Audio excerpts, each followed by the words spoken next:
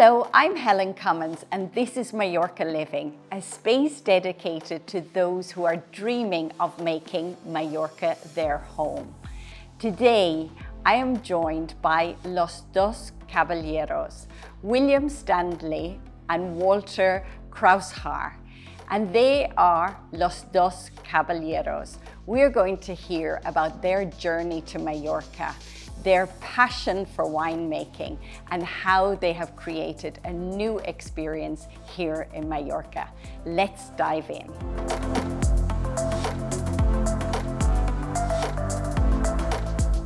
So, Walter, very welcome, and William, we're so happy to have you here today. Thank you for joining us. Thank you, it's a pleasure. So I want to know, what is Los Dos Caballeros? You are Los Dos Caballeros, so Can you tell me a little bit about the concept and what you do? Sure. So Los Dos Caballeros is our winery, which we started from scratch together.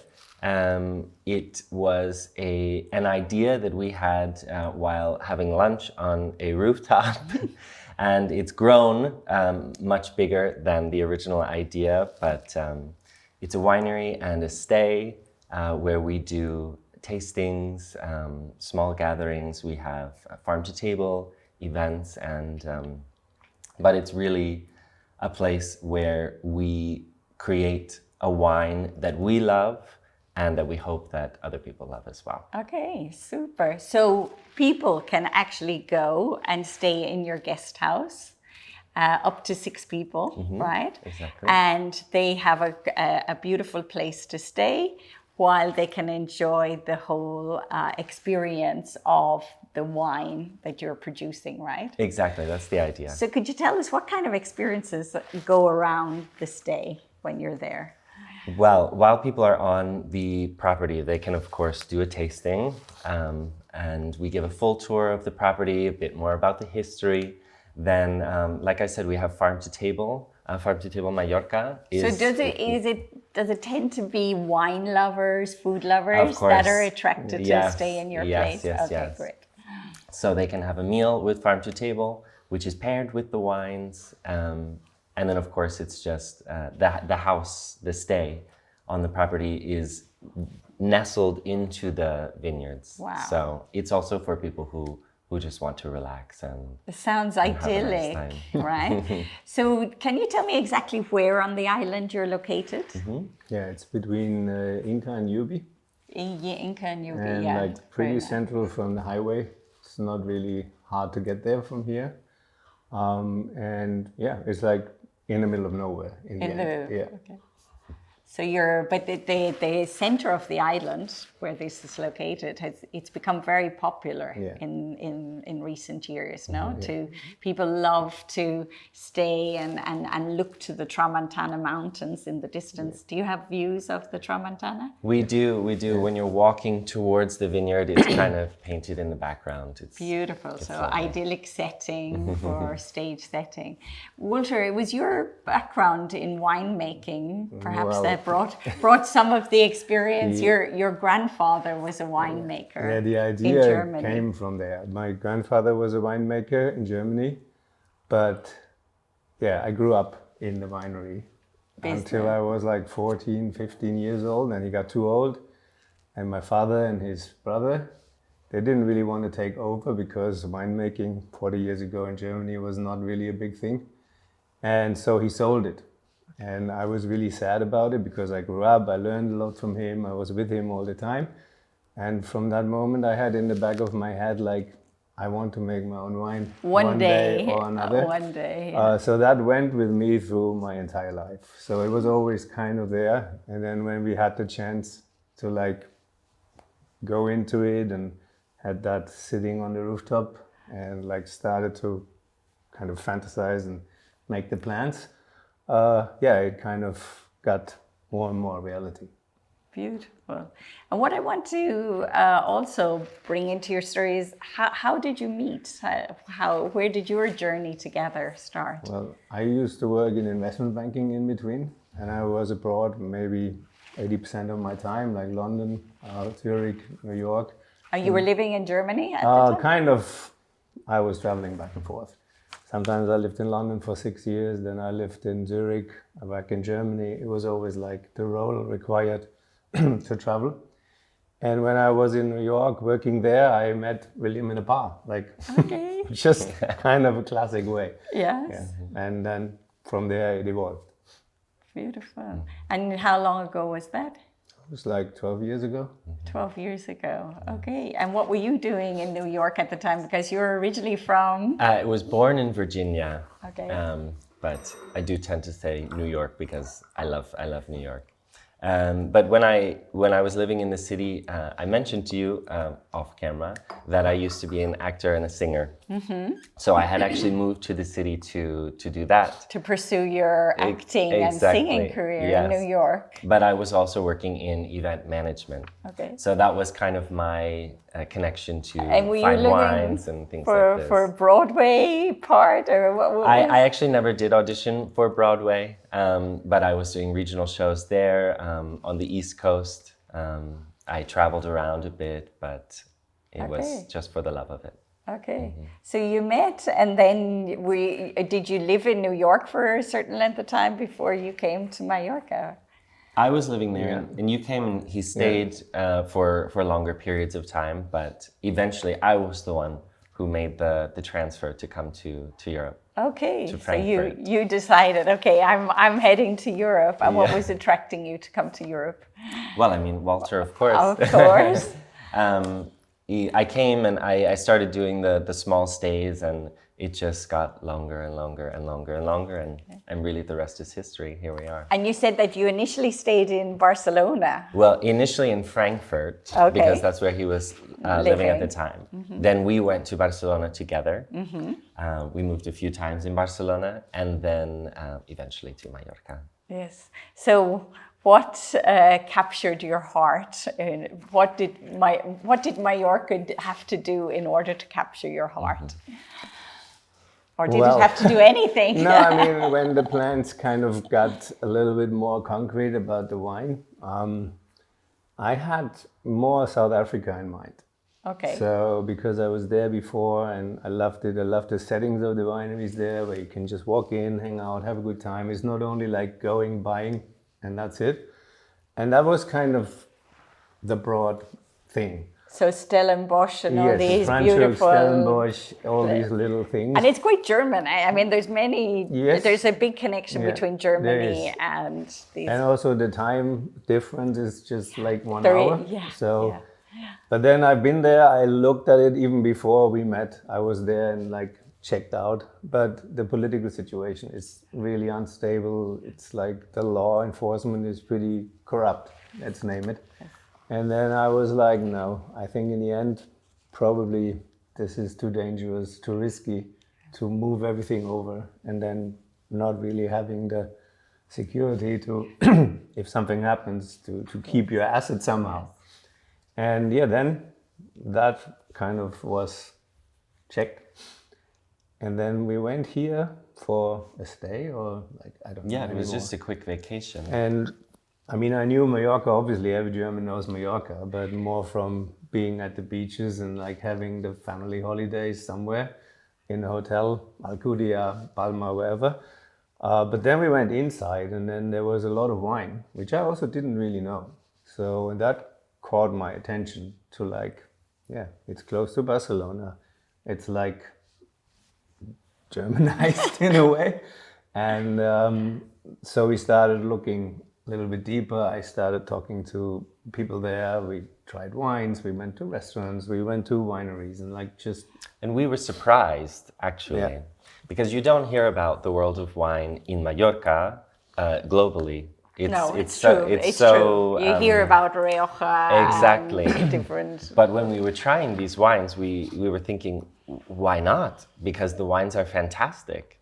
Now, in hindsight, we know that a lot of the wineries, over 100 on the island, are just really small production. Yeah, exactly. Yeah. And this is the point that the production is just consumed here on the island, no and export. therefore Exactly. there's no it's not necessary to export the wine. Well, some of the bigger ones, I mean, the Mafia Battles and Flair, they are, but also in very small quantities compared to some of the big places in But France. that triggered us in a way, because also we didn't want to go into that Masia Battle of Ferrer road. We are too small. We wanted to make it like boutique-ish, and then put a concept together which works in terms of, not only selling you 10,000 bottles of wine where we cannot really finance the whole undertaking, but also combine it with the rental, with the farm to table, with the visits, the tastings, and all. So you have different streams of income rather Exactly. than be completely reliant on the revenue from the winery.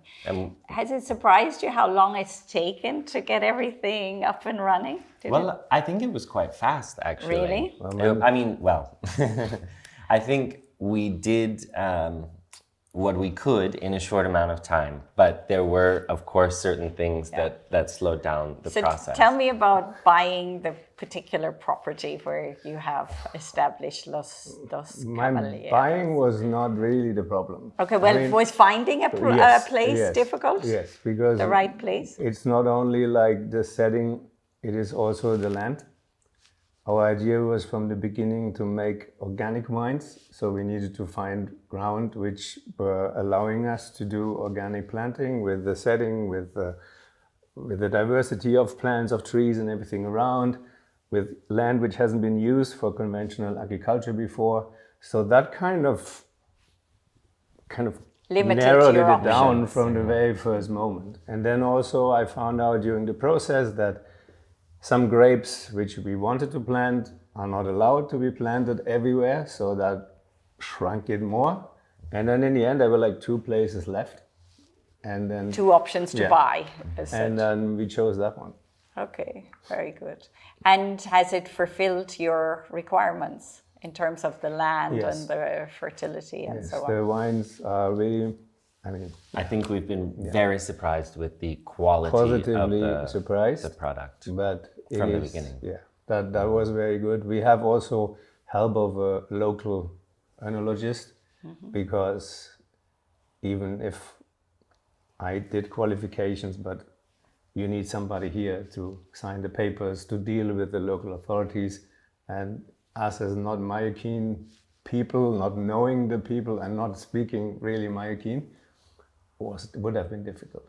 Okay, so you're always, but I also think that there's certain things connected with growing vines and so on, that they're so accustomed to dealing with, like some of the issues here locally, which as a foreigner you may not be aware, or there's at least a learning process, right? Yes, it is, definitely. And It was definitely a learning process. Okay, so tell us what you've learned, William, since you started. Well, it would be really difficult to list it all here. But both let's of us start. have grown immensely throughout the process. Through the challenges. Through the challenges, exactly. I mean, we were both wine lovers before, but loving wine, tasting wine, experiencing wine is one thing. Making wine is a completely different aspect. I would say, go ahead. I would say preparing to make the wine. That's the most horrendous part.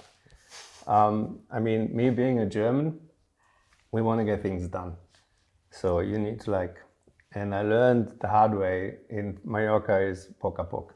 So it's like step by step. My neighbor always tells me I've never seen anybody bringing this up so quickly, while I think, Jesus Christ, we lost 2 years.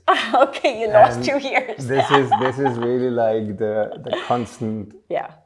We hear a lot on this podcast the word patience. Yes. It's become kind of our mantra. Yeah. If you're moving to Mallorca in whatever capacity you're dreaming of, you need patience. And that's not necessarily my strength. But you learn patience. I learned to deal with it. I don't know whether I really got more patient, but I swallow it more. But I have to say, Walter, well, in my experience of living in Mallorca, it really has taught me to slow down, accept it, because otherwise you can drive yourself crazy, Yes, right? and I know that feeling, especially when we were in the middle of building, then the pandemic hit, then the energy prices went to the roof, and we were in the middle of building, and people were telling us, well, our presupuesto is valid for 3 days, you take it or you leave it. And I was like, in the middle of this, I mean, even being a banker, or just because being a banker, I was driving crazy. This was one point. When we did decide that we wanted to build the tasting room and the facilities to actually produce the wine, from that point until we got the licensing was 3 years of waiting. But I think 3 years is a pretty, really, if you plan to build in Mallorca from scratch, 3 years is as long as it's going to take. And I think most people, being honest, will give you that kind of horizon. Yeah, these were 3 years with a pandemic and an energy crisis, so it was all we could wish for. Yes, but there was advantages during the pandemic, no? Because the construction continued here on the island. The pandemic didn't really hit us that much because, first of all, we just planted, and the plants needs to grow for 3 years before you. And actually, that spring and summer was 2020 was one of the best we've ever had. Yeah. Whether it was the lack of pollution or whatever, but we had an incredible time here. That was not hitting us, and also we were in the process of renovating the house and the guest house, so we couldn't accommodate anyway in that year. But I still had the worries, how long is this going to take? Is this going on forever? Will there ever be somebody? Didn't I do too much? And now all the tourism is like falling apart. All those things that go through your head. Of course. But it actually didn't change the reality. Well, so the point is you can put yourself through the torture, but in the end it is what it is. We were in it. We couldn't get out of that anymore. It was too late there was no way of return. Yes. At that point you were past the point of return. Yeah. Okay. So you managed when did you actually open then to guests? Well, the moment the first flights came in, the guest house was rented basically. From 2021 onwards? Yeah. Okay. And then when did you start making your first real production of the wine? I mean, the first small production was 21, a little bit of rosé, a little bit of white. And then from 22, basically, then the first red wines came. And of which grapes are you using? Which grapes did you grow? We grow Grenache or Garnacha for rosé and red. We have Merlot, we have Montenegro, like a Mallorcan grape, and we have Sauvignon Blanc. Okay. I would love to ask you to do a favor for me. Mallorca Living is a video podcast dedicated to those who are dreaming of making a life for themselves here on Mallorca. This is a very personal project for me where I get to share with you wonderful stories about people who have actually made the transition to Mallorca. I would love to ask you to subscribe to this channel because it helps the channel grow and it makes sure that we continue to grow and prosper and reach as many people as possible who are interested in making Mallorca their home. Thank you so much for subscribing and liking and sharing your comments. We love to hear your thoughts and your feedback. Thank you so much. And what have you learned about the winemaking since you started here, like since you've been? I mean, one thing is the theoretical part, the other thing is the real actually making. I always love to say that when we're hosting people, that winemaking is a fusion of science and art. Yes. So what part is the science and what part is the art? We appreciated the art before, but now we know a bit more about the science. For example, we have such a vast history of winemaking that in Mallorca, you mean? Just in Mallorca, but also globally, from which we can draw the knowledge for the scientific part. So, for example, the yeast that you can use is so specific now. You know, if you use this specific strain of yeast with Sauvignon Blanc, you'll likely get pear notes, for example. So this is something that I personally took from the process that was mind-blowing. So you can learn a lot about you can influence the wine. Also, like a grape, mellow is not mellow. Like, depending where you grow it, how you make it, how you process it, the way you give it a style, it's completely different. In the same field, you make 2 or 3 different wines with 2 or 3 different techniques. And that's my passion to like that's the experiment, creative, you know, the and this was more or less experimentation. the starting point for me to like see what you could do. And I had some styles in my head which I wanted to create, and sometimes it works, sometimes it doesn't. So this is like... It's the creative part of it. Is there any other bodega on the island that you use as a benchmark or a role model that you thought, wow, they're doing a really good wine, or they're doing a very, because you are doing the organic side of things, which probably makes it a little bit more difficult and more expensive. I mean, I think really, we like to take flavors, Yeah. right? We see maybe this bodega does this grape really well, and we say, oh, let's see if we can develop do something like this. Yeah. And also, like, we're boutique, we're really small. We cannot really compare with the big ones like the Ribas in the world or something like this. We also don't have the history. We are not Mallorcan, so we also wanted to create our own style. We don't want to do the same what 50 other people But there's quite a few German-owned bodegas now on but the then island. most of them are way bigger, like Kraushaar or something like this. These are really like big things. Yeah. And what is your production annually? At the moment, it's around 10,000 bottles. We are not at 100% production in the existing fields, but we also now are in the process of adding 2 more hectares land from the neighbor, because we don't have enough wine. We're already facing that people seem to like the wine, and we need to produce more. Okay. And where can you taste the wine? Where do you distribute? We have a tasting room in the bodega, so a lot of... So can people book a reserve? They can book tastings online. They can call us. They can just walk in. So there's plenty of So options. it's open anytime for Yes. people to pass by, and We have the business hours of 12:30 to 7. okay. But we do live on the property. Yeah. But besides selling in the tasting room direct, we sell also to specific restaurants on the island. Like, can you give me some examples? We are in several in Palma. Well, Canbenate, for example, is not in Palma, but I guess you know this. Cambinet, the beautiful boutique Selva, hotel. we have I love this place.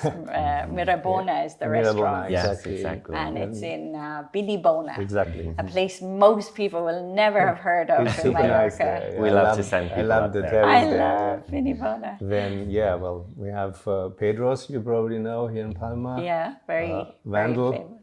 Which one? Vandal. Vandal. Oh, Vandal is why it's like a massive So restaurant like joint. these kind of restaurants. And the L'Atelier as well. Yeah. We have, So they've decided they wanted to offer your wines, and they're very happy with the result. We try to do it strategically, actually. We try to pick restaurants that we love because we have such a limited quantity. So we go to the restaurant a couple of times, and then we say, by the way... Have you approached this beautiful vegetarian organic? They're the fully organic restaurant in Palma. Mora? No. Oh, you really should. It's in Plaza Sadrasana. And it took me a while to get there to try it, but I am in love with this restaurant. And everything is organic. Everything is like, it's very well thought out with the flavors, the menu. So I think it could be an Mora, amazing. you said. Yeah, we can give you the contact. Coming to you. That might be a beautiful collaboration or combination, with your wines. We try to grow the business with the amount of restaurants. I mean, you need some people having the chance to taste the wines there, and we get people coming from there. But we also have a lot of people just passing by now. I think now, meanwhile, the island is small and people know. Yeah. And we offer also online tasting and tour experiences, which people can book. So it's pretty much But I think would you agree, Walter, that in Germany, which is really the biggest market for Mallorca, that the perception about Mallorca is changing? Yes. So 20 years ago, for example, it was really seen as sun and sand and party and so on. And unfortunately, the press picked up on very much on that. Whereas now, when you talk to Germans, particularly people who know the island, they are much more drawn here by the food offering, the wines, the boutique stays, that side of the tourism. Since the pandemic, it changed a lot.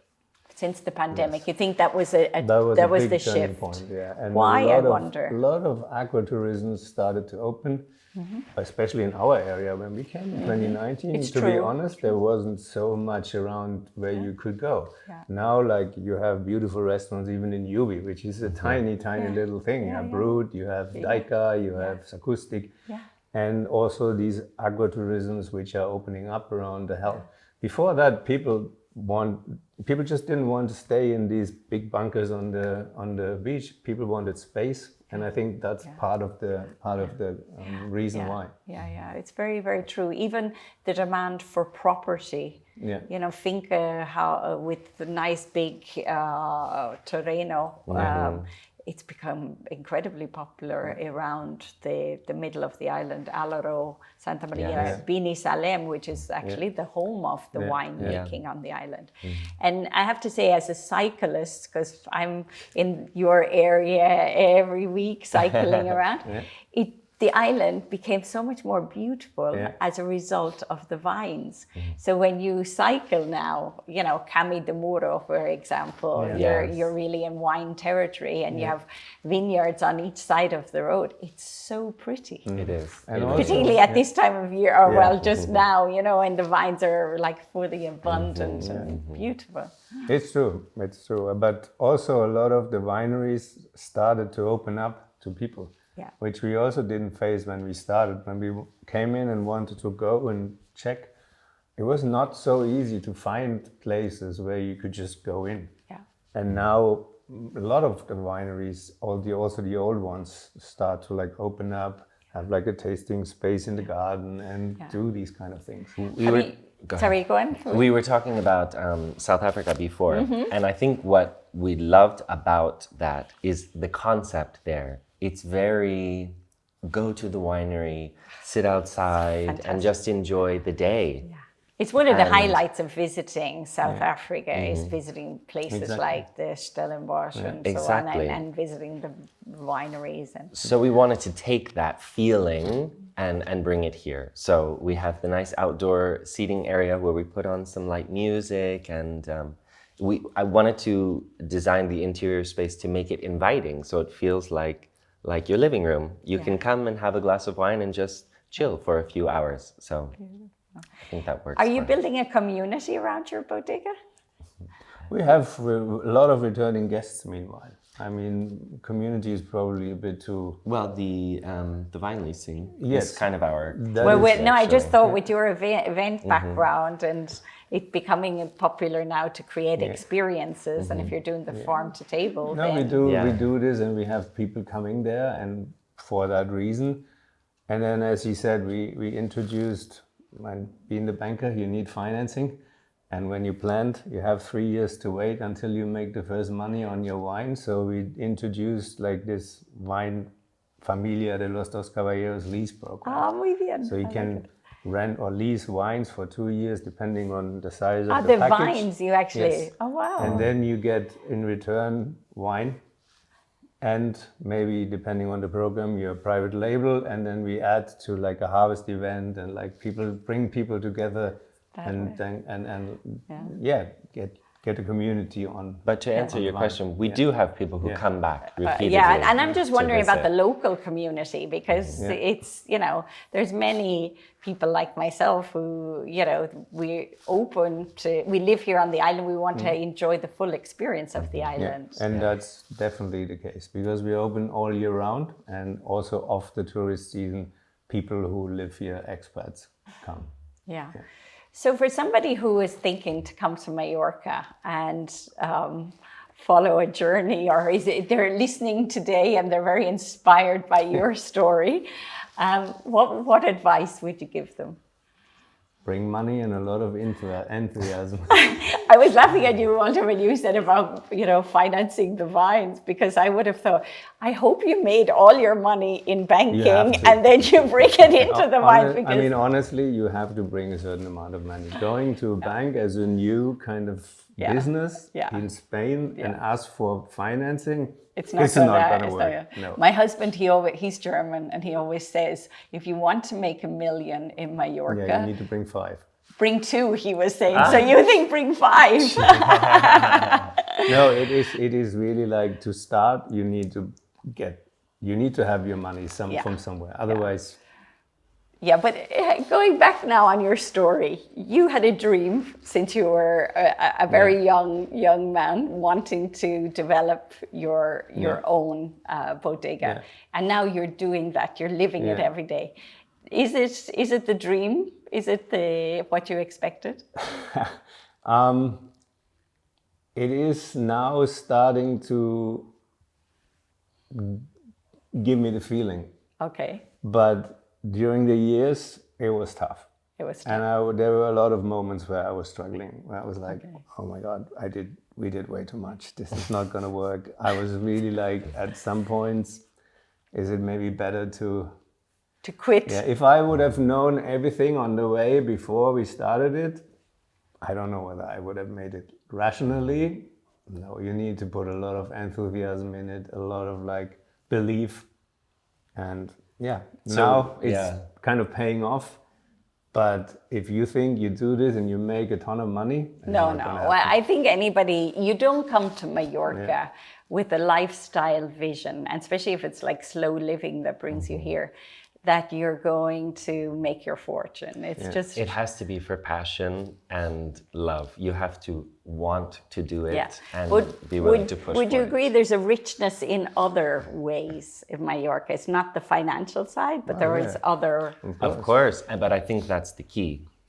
So what is the richness for you in the experience? I mean, owning the winery, we do have the lifestyle. So it's a lot of work, it's a lot of effort, but we, in the end, get to wake up in the morning and look out the window and see the vines there and be proud of everything that we did accomplish. Was it hard? Yes. But are we happy that we have it now?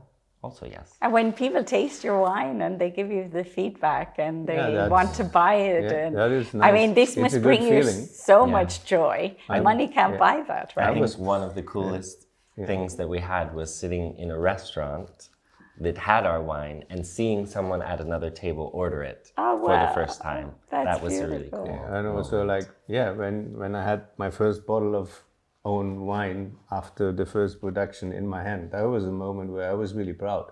Yeah, but also the weather. I mean, compared to Germany. Yeah. And also from New York, I mean, do you kind of get up in the morning, pinch yourself and say, wow, my life led me from New York to here? What a difference. It was a big shift, but a good shift and a happy shift. Because as I said, I was born in Virginia, which is a very rural area. So I was used to the nature and the openness. So it's kind of like I made a stop in New York and then came back to a place that really feels like home. Okay. I don't know if we really covered what was the really big challenges. Was it the bureaucracy, or was it the, as you said, more the global things? From a business perspective, bureaucracy is a horrible thing here. Like, even they pretend everything is digital, which it is, it's super complicated. Okay. So that, for me, doing most of the admin stuff brought me sometimes really at the edge. And do you speak Spanish? I do, but not Mallorquin, because Spanish. Well, in Spanish it's an official language, so it's here, enough. When you get all the messages and letters from the wine, the authorities de Mallorca, it's all in Mallorquin. It's not in Spanish or anything. But luckily we have Guillem, the winemaker. So, but this was that. The other thing is, since I was only living in big cities, I sometimes miss just going out, not taking the car, driving half an hour to a restaurant, and not be able to drink because you have to drive back. And having parking in Palma in the summer, not a nice thing.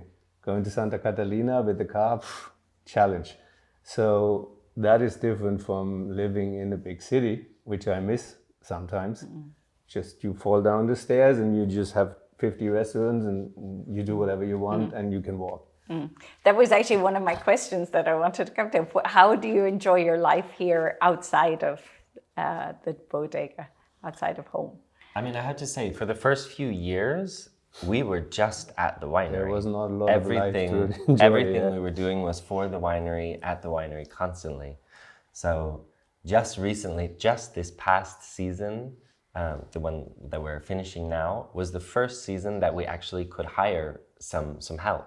Before it was Walter and I doing everything. Wow. So just this season, we had a little bit more flexibility to start living.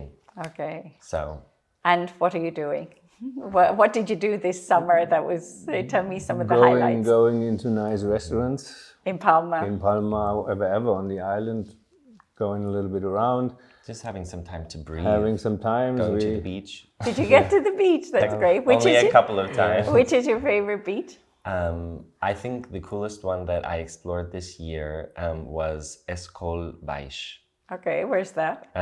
It's up north, but it's quite a hike. It's about an hour to get there. And you have to do park your car. Some scrambling across rocks, but it was worth it. Great. And then also we had the first time a holiday. We went to South Africa in January for a couple of days.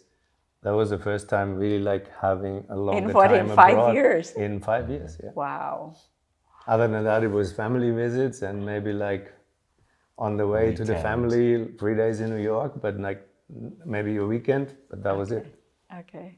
So you have to put effort in. It's not always like it looks on the magazines or in the social media reels you're gonna see. It's not like that. Yeah. But sometimes we do have to stop and just be in the space and appreciate what's there. But when you're running and have appointments and there's people coming to do fixes on the finca and there's tastings, sometimes you get lost. You're so you busy. have to 7 acres of land, there's always something to fix. You don't even need to look for it. Okay. So I'm still trying to figure out, are you happy? Because we named our article about you Harvesting Happiness. So I hope the happiness is not only for the clients, I hope the happiness is also for the creators. Well, yeah, let's put it this way, the harvests get better. The happiness is growing as the harvest gets better. How about that? That's the thing. That's the thing. It sounds to me like, Walter, you're a bit of a worrier. You're the one who's got he's a bit of a worrier, and you're more on the he takes things a little bit easier and relaxed. But I think it's a good combination. You can't both be worriers. No, you need always the yin and the yang, and somebody on the practical side, and the other person is like, oh, we're having a good time here doing whatever. No? Yeah. Because I hear similar stories where people have a dream and they come here and they invest and they put in the work. And what I think is really important at the end is that the work was worth the result. Yes. Mm-hmm. And that's my question to you. Yeah. I mean, what I can say is I am very proud of what we built. Mm-hmm. I didn't want to speak for you there. No, I mean, that is correct. I'm proud as well. But the results in wine, they don't come at the same time you're building. They come like 5-6 years later. Mm-hmm. So I'm optimistic, but I don't think we are completely like over, the steepest hill. Okay, but you're getting there. I hope so, yeah. Yeah, you see, I'm a really eternal optimist. I'm over the top, always positive. You can discuss the glass is half empty or half full, Yeah, but I've been 22 years in business in Mallorca, and I remember how tough it was at the beginning. It was so tough. And of course, I wasn't doing a project like yours where you have so many different variables that you're dependent on. But now, even after 21, 22 years, I still feel incredibly inspired by Mallorca, and I love still the work we do and what we add to the island. And I think that, you know, because it's not about only the work, it's your time. You have a choice whether you put the time in Mallorca doing what you're doing, or probably you can be traveling or live somewhere else. And that probably is a good question for you. Do you see Mallorca as your home from now on? I mean, there's the roots here. So yes, I mean, maybe not forever, but right now, Mallorca is the place where I feel comfortable. I mean, I don't say it's my home, because I lived in too many places through my career, and I never, like, home were always where my baggage was. Okay. And I absolutely committed to what I'm doing, and it makes me proud to see also when people come in and say, hey, you created a beautiful space, because sometimes people need to tell you because you're in it and you don't really see it anymore. But I also still have that urge to travel, to see the world. So I'm still not over that. And so for me, yes, I'm good where I am now. And I don't want to really like nail myself down to a place for the rest of my life. But I think also as your production grows, like the harvest and your rent, you know, the rental accommodation, it may be possible in the future to have more help. That is definitely needed. Yeah, and we will. And that changes everything when you bring in, you start to create your team and people are helping you and responsible and. It shifts a little bit from doing everything yourself. Yes. But we're still in that process. I mean, we're not finished with what needs to be done. So living in the area that you live, Mallorca, between Inca and Llubí, is this an area that you would recommend to other people to look at, consider living? I think if you're looking for a slow lifestyle and peace, you don't know how many times people come to visit us and the first thing out of their mouth is, it's so peaceful here. So if that's the vibe that you're looking for, then yes. We also love to eat. So we have to travel quite a bit for that, but there are nice places to be found. But you're about, 30 minutes from Palma? Yeah. About 30 minutes. Yeah. It's manageable. It's manageable. The location is quite central. And you're about 30 minutes from the north, so actually you are really is the in same. the middle. Very good. Super. Okay. Well, is there anything else you would like to add for our listeners about advice in terms of what you could imagine people, you know, or put it another way, what do you wish you'd known before you started? Many things. Many things. But like what? Well, like he said, if we had known everything that we would have come in contact with, maybe we wouldn't have built a winery. Maybe it would have been something else. Okay. So I think sometimes it's good to be a little bit naive, especially when you're chasing after a dream. Of course. I think I'm happy that I didn't know. Okay. I'm really happy that I didn't know, because otherwise we would not be where we are right now. Yeah, and now you're happy that you are where you are. Yeah. So, okay, great. Exactly. Super. Okay, well, it's been an absolute pleasure to meet you. I am so looking forward to visit Los Dos Caballeros. I don't drink alcohol. In 2025, I said no alcohol. But maybe I'll wait. I'll have to wait till next year. The new wines will be ready in January, so just wait. Okay, but I would love to visit. I'd love to have your farm to table experience. Yeah, I would love to do Absolutely. a tour. And for anybody who's listening who would love to come and stay in your guest house or visit your winery, should they go online to visit your website? Yeah, so I think a great place to get a visual of what the winery is like is Instagram, Okay. Los Dos Caballeros Winery, and then of course our website is a way you can book directly, and you can contact us there. And is there a fee to visit for the wine tasting? If you do a tasting and tour, there is a fee because it contains a tour through the production, through the fields, explanation, and then a tasting with 4 wines and organic, like local food. And they're always private. Yeah, And it's always for the group. That is also online. We have different. Is there a minimum amount for the group? Yeah, the minimum is 50 euros for 2 people. For 2 But we have different tastings. We have tastings with one of the owners, which are a little bit more advanced and more expensive. We have all red. We have the classic tours, so people can choose. But if you just want to come for a glass of wine, there's no It's fee. also You possible. just come.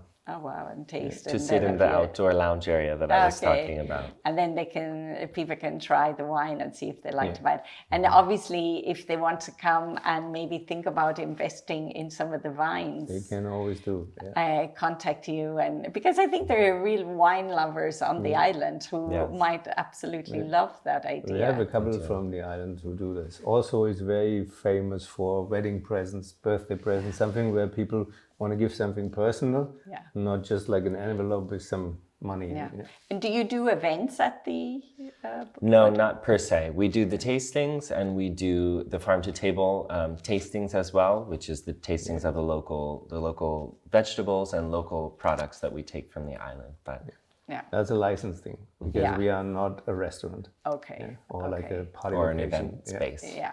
Okay. Okay. And we also don't want to be that. Okay. Might be the drop too much. I mean, the location also is a natural selection of people who come because like the people who want what we discussed before, party, Ballermann or Magaluf, they usually are not the ones coming there for like an experience. I always say it's for the people who are curious. It's the ones who want to actually really understand the culture and the heritage of Mallorca, experience, something like what you're offering. It's not for people who are happy to go and sit at the pool all the time. Explorers. Yeah, they're explorers and they want to really experience firsthand what the island has to offer. So thank you so much. Thank you. It's been a pleasure. Yeah, Walter, it's been really nice to meet you. I look forward to visiting, and I wish you many, many years of happy harvesting. Thank you. Thank you very much. We appreciate that. Thank you. If you're dreaming of making Mallorca your home, let me invite you to use our property buyer's agency service. With our service and our help, we can guide you to the right location that fits with your lifestyle. We'll also help you find the perfect home that fits with your dream. Contact us today for an online consultation or book an appointment and come and see us in Palma. We would love to help you make your transition to Mallorca a reality.